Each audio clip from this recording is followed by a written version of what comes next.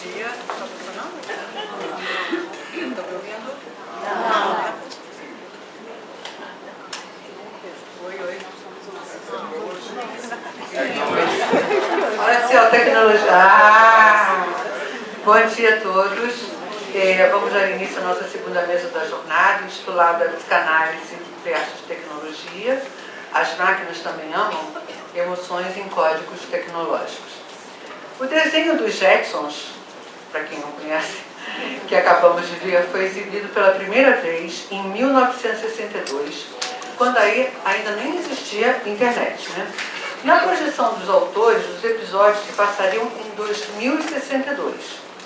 Mas o que temos visto é que há alguns anos já estamos tendo acesso a vários avanços, né, que aparecem no desenho, tais como os smartwatches, as videochamadas, as passarelas, né, que nos conduzem a outros lugares.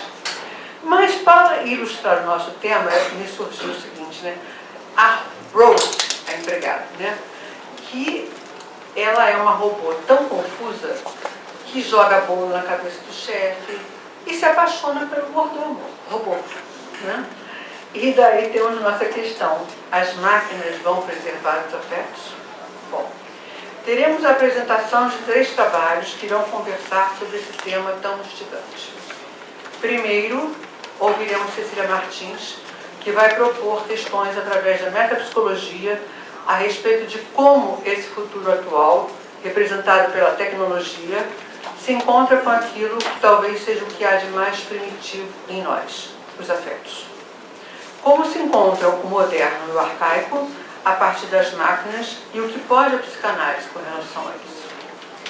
Nossa segunda palestrante seria Carla Serrano, que por motivos pessoais não pôde comparecer, e o trabalho dela será lido por Heloísa Peixoto de Mel. Seu trabalho vai nos propor a pensar sobre o lugar dos atendimentos online hoje, trazendo seus limites, desafios e possibilidades. Como fica um setting psicanalítico no contexto virtual desses atendimentos? O que a singularidade desses settings podem trazer de novo para o trabalho analítico? Nossa terceira apresentação será feita por Marcos Endler, que vai se inspirar no filme Her, Ela, de 2013, para discutir como a inteligência artificial e os grandes modelos de linguagem, tais como o ChatGPT, podem ser usados para criar uma intimidade artificial e assim estimular uma grande confiança da pessoa afetada daquilo que está vendo, ouvindo ou sentindo. Talvez até sem saber se o agente remoto é um humano ou um chatbot multimídia. Se até uma década atrás a internet funcionava apenas como mediadora das interações humanas, a partir de agora a tecnologia entrou na conversa e deve influenciar cada vez mais nossos afetos e nossas emoções. Portanto, há o risco das futuras gerações serem caracterizadas pela emoção 4.0, totalmente moldadas pela tecnologia em função das empresas geradoras de conteúdos emotivos. Por isso, precisamos estar cientes dos riscos e priorizar as interações diretas e pessoais.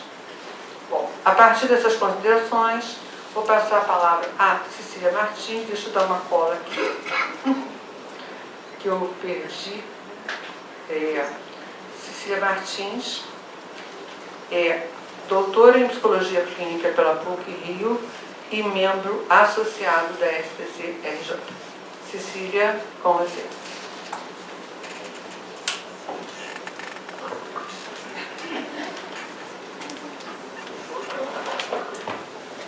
Obrigada, Lili. Queria agradecer muito o convite feito pela comissão da jornada, que a mim particularmente chegou pela Lili Sanagé, uma grande e querida companheira.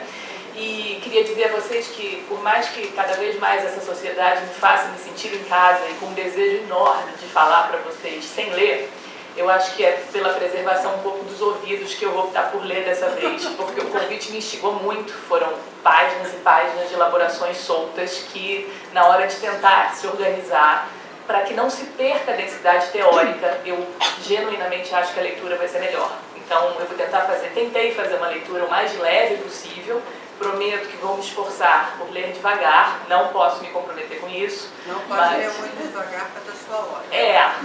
E por causa da logística interna também. Mas, enfim, tornar isso o mais palatável possível. Tá?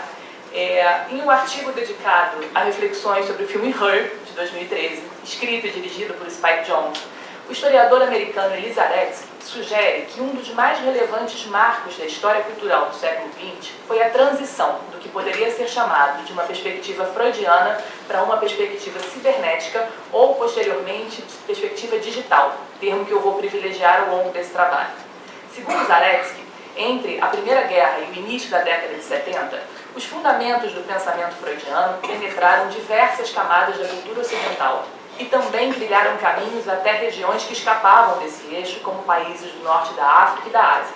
De fato, o alcance da perspectiva psicanalítica àquela altura foi imensamente maior do que apenas a dimensão clínica, ajudando a forjar aspectos da arte, da educação, da política, entre outros setores da estrutura social. Contudo, ao mesmo tempo em que as ideias freudianas se espalhavam e se enraizavam na sociedade, tiveram início quase que simultaneamente os estudos da cibernética, em estreita ligação com o advento dos primeiros computadores, ainda durante a Segunda Guerra. A cibernética emergiu e se consolidou na década de 40 como uma ciência dedicada ao estudo dos sistemas e mecanismos de controle, regulação e comunicação entre seres vivos e máquinas. Deixando de lado questões da subjetividade e da interioridade enfatizadas pela hermenêutica freudiana, a cibernética surgiu valorizando a conquista da objetividade, da previsibilidade e do controle. Para tanto, privilegiava a geração e o processamento de dados, bem como informações de comportamento e networking. Desde a invenção dos primeiros computadores até o surgimento dos microprocessadores e, consequentemente, dos computadores pessoais e portáteis, tablets e smartphones, inúmeras foram as transformações na proposta e no alcance das possibilidades dos recursos tecnológicos. O movimento inicialmente identificado como cibernética se transformou profundamente e não avançou, mas é inequívoca a força da herança deixada. Hoje, a mesma ênfase na objetividade, na previsibilidade e no controle, a partir da análise de dados e networking, se organiza na perspectiva que, acompanhando Zaretsky, podemos chamar de digital, cuja lógica, inequivocamente, se tornou hegemônica. Se é possível afirmar que o século XX foi, em certa medida, inaugurado pela aurora da perspectiva freudiana, é preciso também reconhecer que, em especial a partir da década de 80, a força da penetração psicanalítica enfrentou um contundente declínio. Não por acaso, foi também a partir desse momento que a lógica digital ganhou mais destaque e alcance em diversos setores da sociedade. E é considerando essa significativa transição entre perspectivas, capaz de profundas transformações ao longo do século passado, que Zaretsky sugere pensar a diferença entre esses dois sistemas de pensamento a partir de um aspecto específico, que em certa medida abre caminho para compreendermos melhor a relação entre elas. Sinteticamente, o autor sugere que o conceito central da era freudiana seria o de interpretação, ao passo que na lógica digital seria a ideia de feedback que assumiria o protagonismo. Vamos lá. Ter a interpretação como conceito fundamental implica compreender que nada é exatamente o que parece ser, e tudo precisa ser compreendido em referência a uma certa profundidade psicológica. Tal profundidade, por sua vez, estaria relacionada fundamentalmente ao passado, com ênfase nas relações familiares, na infância pessoal e também na infância da humanidade, a pré-história, nas quais havia avós, bisavós, irmãos exercendo papéis de grande relevância na vida de alguém. Nessa perspectiva, a historicidade se revela uma noção central para a compreensão dos sujeitos e dos fenômenos, cujos comportamentos e manifestações sempre remetem a outros fatos, sujeitos e acontecimentos. É nessa perspectiva, então, que a sexualidade se afirma como um elemento de destaque, pois opera como uma espécie de chave, capaz de abrir caminhos para o entendimento do passado, da história de um sujeito. Na lógica freudiana, então, compreende-se que a superfície, os fenômenos observáveis, seriam compostos por símbolos, signos e significantes de linguagem cujas próprias interpretações precisariam ser interpretadas, conduzindo a uma ilusiva e infinita busca que caracteriza a era moderna e a psicanálise em particular.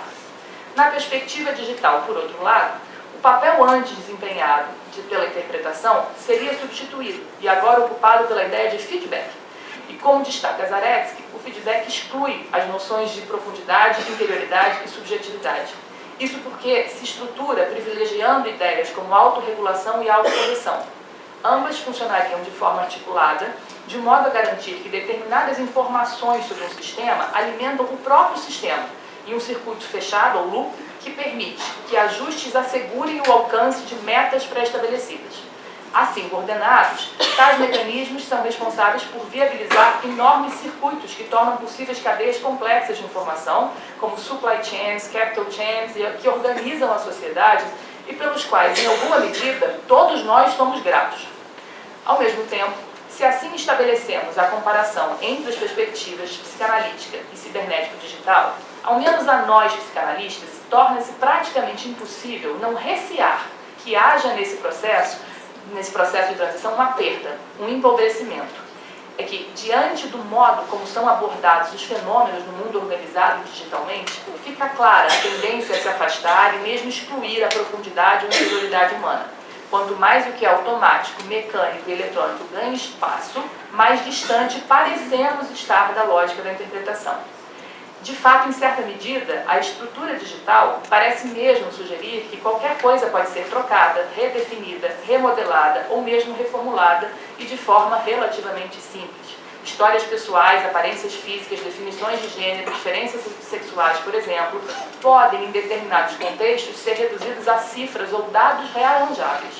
Isso porque a capacidade de simplesmente apagar drives e dados parece poder ser expandida e almejada a todas as esferas da vida. Nesse cenário, a dimensão histórica parece perder potência e mesmo sentido, dando a impressão de se pulverizar em fluxos vazios de informação e dados de toda a natureza, articulados entre si de formas que, ao menos à luz da perspectiva freudiana, soam frágeis e efêmeras. Enxergando por essa ótica do risco da perda da interioridade, é que a mudança entre os paradigmas freudiano e digital, apontados por Zaretsky, parece interessante para pensarmos o tema da mesa, o das emoções em códigos tecnológicos. Dentro da vastidão de possibilidades que o assunto traz, e aproveitando o caráter ensaístico desse trabalho, optei por conduzir minha reflexão conduzindo um recorte. Quero aqui pensar especificamente as manifestações das emoções através da tecnologia. Mais especificamente, as manifestações que encontramos através das redes sociais, das trocas de mensagem, dos sites de jornais, revistas e outros canais de informação. Em uma primeira mirada desse cenário, ao menos para um olhar atravessado pela psicanálise, de fato, parece fazer sentido a sensação de perda da interioridade. Em especial, da interioridade entendida como um aparato psíquico funcional robusto, capaz de sustentar dimensões de conflito interno, paradoxo e ambivalência. Ao invés disso, são outras noções psicanalíticas que parecem saltar aos olhos em exames rápidos do conteúdo encontrado nas interações registradas no âmbito da tecnologia. É bem mais fácil e comum pensarmos em cisões, idealizações e negações cuja natureza arcaica e violenta é inconfundível. Ainda me valendo do caráter ensaístico dessa fala, e por isso não tendo um trabalho de campo elaborado para um levantamento sistemático desse conteúdo, eu proponho aqui isolar 3 aspectos ou impressões desse material facilmente encontrado e identificáveis por praticamente todos, com acesso a comentários e mensagens que povoam aplicativos e sites. A ideia é que seja uma ilustração alegórica daquilo sobre o que eu entendo que a psicanálise pode se debruçar com cuidado e interesse. Então, em linhas gerais, assumo que algo da ordem de uma perda ou empobrecimento da dimensão serioridade parece se verificar, em primeiro lugar, nas polarizações agudas, conhecidas e reconhecidas por todos nós, e que, diante de certas diferenças, enxergam abismos praticamente intransponíveis e definitivamente inconciliáveis. Em segundo lugar, nas paixões identitárias, revestidas de certeza e de certa euforia, sem qualquer espaço para dúvida ou contradição. E em terceiro, na tendência inexorável de simplificação redutiva de qualquer argumentação. Dividir assim em 3 aspectos, aliás, talvez seja uma simplificação dessa ordem. Esses 3 elementos certamente não dão conta do cenário todo, ao mesmo tempo em que podem facilmente ser remetidos um ao outro, de forma a justificar a dúvida se faz mesmo sustentá-los como questões distintas. Não o são. Estão intimamente articulados. E aqui a ideia de circunscrever polarizações, radicalizações e simplificações se resume a um exercício de pensar, delimitando partes para compreender a articulação ampla e complexa entre elas. E cabe ainda dizer nesse longo parênteses que a inquietação que inspira essa reflexão diz respeito, sobretudo, à forma, não ao conteúdo. Nos ambientes virtuais que facilitam e, em certa medida, cultivam essas manifestações, independente do assunto abordado, entre fãs e haters, talvez não haja mesmo muita diferença no que diz respeito aos mecanismos psíquicos que sustentam qualquer uma das posições adotadas. Para seguir essa reflexão, eu proponho então a gente retomar as ideias do Zaretsky e ir além delas. Porque o Zaretsky destaca que, ainda que a lógica da perspectiva digital seja imperativa, chegando a flertar com certo totalitarismo graças ao alcance do seu discurso, há nela brechas, através das quais a antiga lógica freudiana se revela, mesmo que reduzido e mesmo que disfarçada em fragmentos e reminiscências. Em certa medida, é como se as relações entre seres humanos e a tecnologia criada pela própria humanidade fosse encoberta ou mesmo assombrada por uma espécie de fantasma do passado freudiano, do mesmo modo como a teoria freudiana é assombrada pelo passado da tradição patriarcal que ele mesmo fez tanto para desconstruir. Parece então que a experiência humana acaba encontrando brechas para não se restringir e transcender as ambições de objetividade do mundo digital, encontrando caminhos que a misturam com a interpretação e seu flerte com a interioridade. E o lugar por onde essa brecha se revela parece ser justamente o campo dos afetos, que, ao que tudo indica, ainda não aceita bem o controle e a previsibilidade almejados pela esfera digital. Ao contrário, seguem operando por vias antigas, se não primitivas, e, em certa medida, compreensíveis pelo viés freudiano. E é justamente por esse viés que enxergamos uma luz entrar. Aliás, nada mais freudiano do que enxergar pela brecha o que o discurso tenta esconder. Essa brecha que propomos, inclusive, talvez guarde os mesmos modelos daquela que permitiu encontrar o que precisava ser trazido à luz, revelado porque não podia ser incluído no discurso moral sexual civilizado do início do século XX. Contudo, já não é mais exatamente a sexualidade o que precisa estar oculto, mas algo que põe em xeque os ideais da perspectiva digital de controle e de previsibilidade. Então, apostando no que pode um fantasma freudiano que assombra uma lógica com ambições de controle e previsibilidade, seguimos. É quase irresistível pensar que as máximas norteadoras da perspectiva digital flertam com a ideia de onipotência. E assim, talvez sejam os limites, as fragilidades, ou fundamentalmente a morte, aquilo que não tem podido ser considerado, muito menos elaborado no discurso vigente. Não é mais o campo do desejo que é negado, mas talvez o do desamparo. E a ideia de recorrer a mecanismos ligados à onipotência em um movimento de negação do desamparo, de fato não é muito moderna. Ou talvez cabe dizer que ela é radicalmente moderna, se considerarmos o quanto o conceito de modernidade, ao mesmo tempo, forja e é forjado pela psicanálise. Mas, sobretudo, não é moderno no sentido de que é algo que aponta para o que há de mais primitivo em nós, para manifestações arcaicas dos afetos, muito mais do que qualquer novidade ou inovação no campo da subjetividade. E com isso, talvez possamos insistir na aposta de que pensar o futuro atual em que vivemos ainda não prescinde inteiramente da historicidade ou, caricaturalmente falando, da consideração do passado classicamente defendida pela psicanálise. Talvez estejamos, enfim, ainda mais próximos dos Flintstones do que dos Jetsons. Vamos então pensar o arcaico. É um pouquinho tenso, mas vamos, depois a gente pensa. Não por acaso, o protagonismo da onipotência e da negação como mecanismos de defesa em destaque na atualidade é um dos pilares das propostas de Luiz Cláudio Figueiredo em seus mais recentes trabalhos. Na investigação a respeito da relação entre a psicanálise e o sofrimento psíquico no cenário contemporâneo, o autor recorre ao defeito, é um ato falho maravilhoso, ao conceito de defesas maníacas, que foi apresentado por Klein e logo ampliado por Winnicott em meados da década de 30. Tais defesas seriam erguidas em momentos de um incremento agudo de angústias, nos quais justamente a onipotência e a negação se apresentam como processos psíquicos capazes de proporcionar algum alívio. É a partir desses dois processos, que têm destaque no conjunto das defesas maníacas, que é possível paralisar a percepção e, consequentemente, a elaboração das fragilidades, das perdas, das destruições sofridas e causadas pelo sujeito. Mantido preso à fantasia de onipotência e negando o conteúdo angustiante do seu mundo interno, o sujeito evitaria o contato com o sofrimento, investindo em construções defensivas que se distinguem pelo excesso, pela grandiosidade, mas também pela constante aproximação com aspectos destrutivos e misturas singulares de horror de beleza. E são essas características de uma vida em superlativos, que é uma expressão que Figueiredo usa que eu gostei muito, que entendemos estar presente também nas manifestações afetivas registradas na internet, e que aqui identificamos como polarizações, radicalizações e simplificações, tudo bastante superlativo. Nessa apresentação inicial, então, duas características do modo de funcionamento das defesas maníacas merecem destaque: a negação da realidade interna e a saída para fora, de forma onipotente, através de construções superlativas. Entretanto, antes de avançarmos nessa investigação, parece importante apenas reforçar que estamos aqui propondo compreender o que estaria por trás de uma manifestação afetiva, em certa medida pública e mesmo coletiva, mas cujos fundamentos estariam em processos individuais e subjetivos de elaboração subjetiva. De fato, falamos aqui de uma forma muito interessante e específica que a psicanálise sustenta, de articulação entre as esferas individual e pública ou ainda subjetiva e coletiva.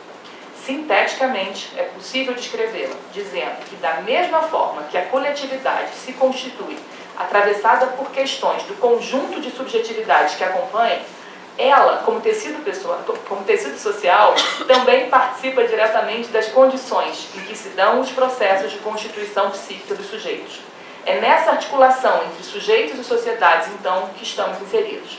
Voltando às defesas maníacas, é importante destacar que tanto Klein quanto Winnicott são categóricos na afirmação de que essas são parte essencial do desenvolvimento emocional e do funcionamento psíquico saudável. Isso implica que a hipótese aqui apresentada, de que na atualidade observa-se um incremento na ocorrência das defesas maníacas, não aponta para uma patologização da cultura. Trata-se, em verdade, de uma forma de compreender e pensar formas de funcionamento psíquico predominantes hoje e, consequentemente, refletir sobre seus desdobramentos subjetivos. Isso porque, se por um lado não seria possível enfrentar certas passagens da vida sem o recurso às defesas maníacas, por outro, a permanência deste modo de funcionamento como recurso dominante necessariamente contribui para formas específicas de sofrimento. Como atuam diretamente na interrupção dos processos de transformação e elaboração psíquica, as defesas maníacas contribuem justamente para a ocorrência de regressões, fixações, transbordamentos, evacuações, anestesias, enfim, formas variadas de compulsão à repetição. Só mais um pouquinho de teoria. Essa interrupção dos processos psíquicos desencadeados pelas defesas maníacas, por sua vez, se deve fundamentalmente à negação e à depreciação do mundo interno. E enfatizando as contribuições de Winnicott ao conceito proposto por Klein, Figueiredo ressalta que tamanha necessidade de negação da realidade interna se deve fundamentalmente à impossibilidade de lidar com a dimensão da morte que, quando não pode ser elaborada, se alastra e ocupa inteiramente o mundo interno do sujeito. Essa manutenção da morte dentro do sujeito é o que constitui um fundo depressivo contra o qual se instalam as defesas maníacas. Estas, para sustentarem a negação da dimensão interna ocupada pela morte, buscam alívios de forma onipotente, maníaca, na realidade externa. Trata-se de uma busca para cima e para fora, que almeja fundamentalmente encontrar formas de vida, de vitalização, capazes de se oporem ao caráter mortífero instalado no mundo interno. É esse movimento, aliás, que estaria por trás das manifestações públicas, que por vezes são marcadas por excessos, euforias e violências, e que de formas variadas sustentariam inclusive as polarizações, radicalizações e simplificações que reconhecemos nas interações sociais facilitadas pela tecnologia. Aqui eu vou dar um pulo grande de uma questão teórica que é um complemento, eventualmente a gente volta no debate, e vou partir para algumas considerações finais. Dito tudo isso, cabe destacar, não se trata aqui de dizer que a hegemonia do discurso digital, tal como descrito por Zaretsky, tenha causado esse ocaso da interioridade, da subjetividade, que se manifesta, por exemplo, através do incremento das defesas maníacas. Considerando a complexidade da estrutura social, é impossível se apoiar em uma lógica simplista de causa e consequência para compreender um fenômeno tão amplo e profundo. Nesse contexto, parece mais provável que as condições e características dos processos de constituição subjetiva atuais favoreçam a amplitude e a força conquistadas pela revolução digital do que o contrário. Assim, a especificidade que talvez valha a pena considerar aqui diz respeito à saída para cima e para fora, buscada pelas defesas maníacas, tal como apontada por Figueiredo.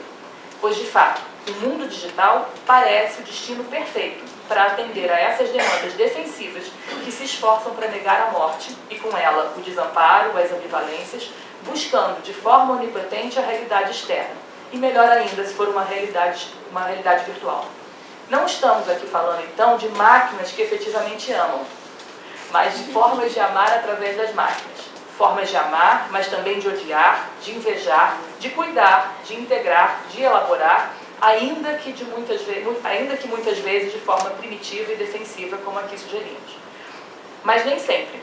E, de fato, as vantagens são bem evidentes. Os avanços da tecnologia trouxeram contribuições inquestionáveis, por exemplo, para a manutenção dos laços à distância, para o resgate dos vínculos antigos, além da construção de novas relações improváveis ou mesmo impossíveis, se não fossem tais recursos. Os próprios atendimentos online são outra evidência disso.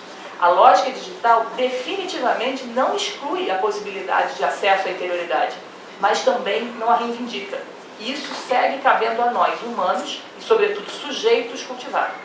Uma forma interessante e curiosa de compreender os arranjos possíveis entre as estruturas subjetivas e as construções digitais é considerando que, a rigor, algumas propostas centrais de Freud talvez estejam em pleno acordo com a lógica de funcionamento do feedback, operada por princípios de regulação tão caros à lógica digital. De fato, o conceito de princípio de prazer, por exemplo, se sustenta em uma ideia de autorregulação, cujo objetivo central, pré-estabelecido, é o da manutenção de níveis baixos de tensão no psiquismo. Essa proposta freudiana clássica é a pedra angular de outros conceitos, como recalque, resistência e sintoma, que, ao mesmo tempo, abrem caminhos infinitos para a lógica da interpretação.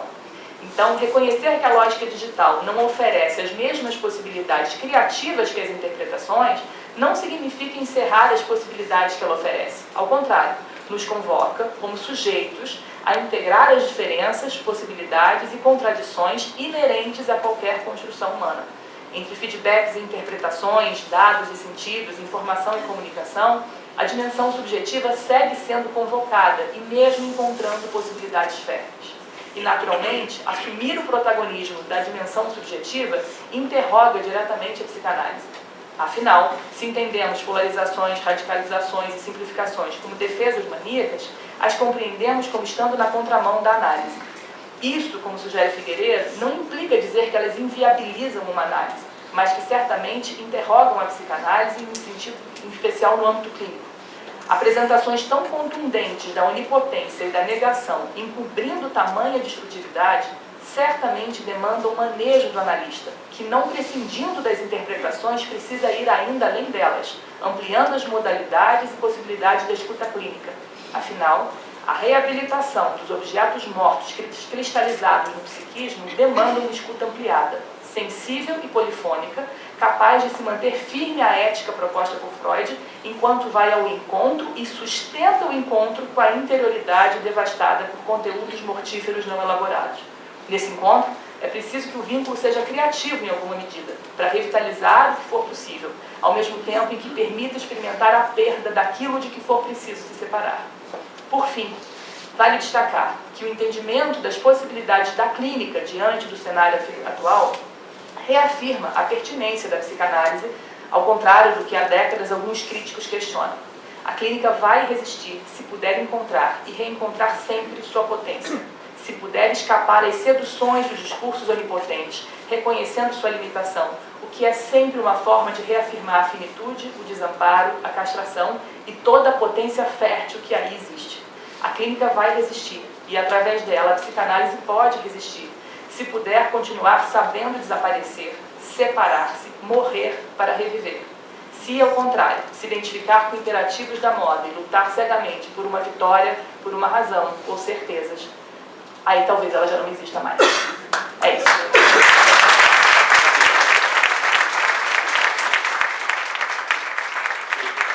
Muito obrigada, Cecília. Haja reflexão e elaboração